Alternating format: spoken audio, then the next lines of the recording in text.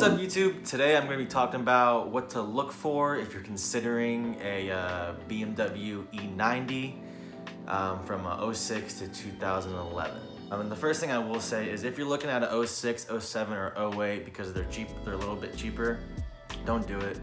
The 09, 10, 11s are going to be a little bit more, but trust me, you're going to want that. Mainly what they did is that's called the LCI from 09 up. They refreshed the headlights. They look a lot better. They have LEDs on the turn signals. The taillights, again, LEDs on the turn signals. They redid the bumpers. What else did they redo? They redid the hood. They redid the whole iDrive system and the controller. Just like the screen looks a lot better. Don't be the guy that gets like the crank seats or like on like a base BMW. You're not gonna want crank seats. Those honestly suck. You want like the fully electric power seats with the adjustable lumbar and the adjustable bolstering. That comes with the sport package. So I mean, let me get into that, I guess. So look for the sport package.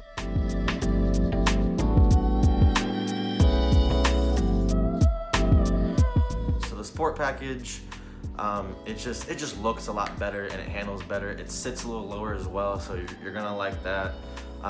But it's got a different steering wheel. It's got the sport package seats, which I feel like they look better and they feel better. They have like the bolstering, like I was saying before. The normal base seats, they're just like flat. In my opinion, they don't look good. Along with like the base steering wheel on the E90s, it's just flat, and it honestly, it just looks really weird. It just doesn't look good.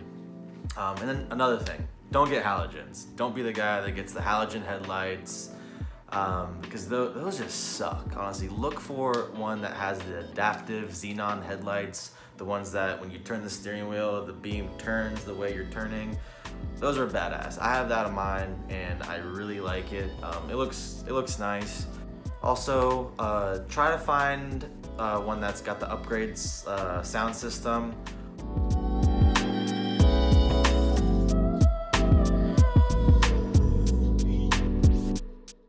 The main thing.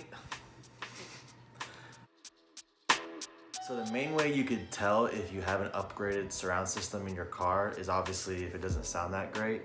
But the way you would do it is you would go into your multimedia and then you would click tone, and then under tone you should see something that says equalizer. So if it doesn't say equalizer, then you don't have an upgrade system.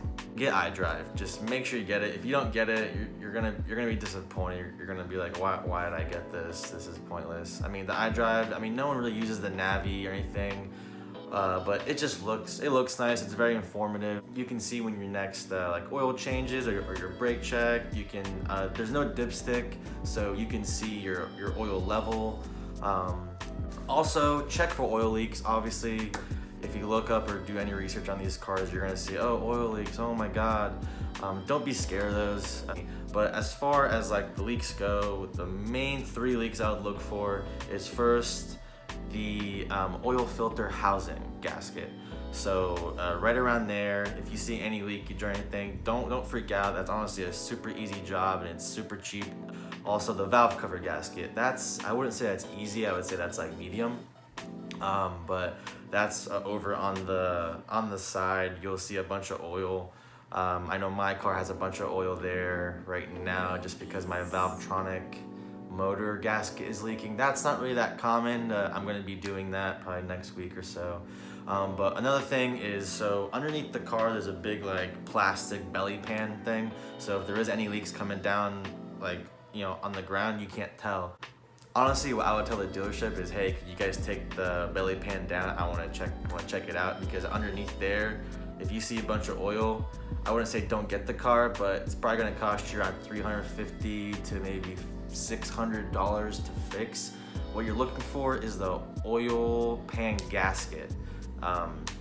So that is that's pretty common too. So if that's leaking, I paid some shop $350 to do it, so it really wasn't that bad. Last thing to look for, because I almost completely forgot, is comfort access. So comfort access, most cars have this nowadays, where you keep the key in your pocket and you go up and grab the door handle. I know Dodge has that silly little like rubber button, you like press it, and like I didn't really like that. What's cool about the BMWs is with the comfort access, obviously you keep the key in your pocket, but as you're grabbing the door handle, the car just unlocks for you. There's no buttons to press or anything like that. It just goes by like the touch of your fingers. If you do not have comfort access, yeah, you'd have to take the key out, unlock it, hop in, and then instead of leaving the key around or in your pocket, you would have to actually like put it in like the little cubby hole that it has underneath the stop-start button. Really not a big deal, but it's super convenient to have it. But anyways, thanks for watching. See you.